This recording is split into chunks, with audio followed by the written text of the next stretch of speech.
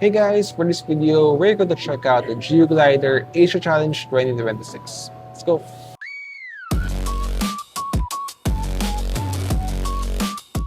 Alright, so let's check out what's inside. Let's first talk about the cowl. This is made from ABS material. And color, this is tinted smoke. Okay, next, let's move on to the chassis. This is ABS chassis, and its color, light gray. Alright. Next, let's move on to the rims. This is a fin type, medium size.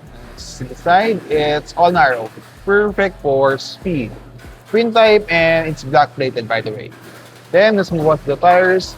This is a hard, medium size, and color, it's purple, and it has a lettering. You can see Asia Challenge, Tamiya Mini 4-wheel drive, Tamiya.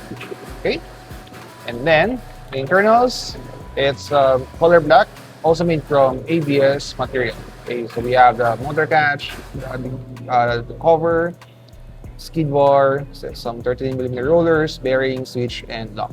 Okay, and next, let's talk about this pack.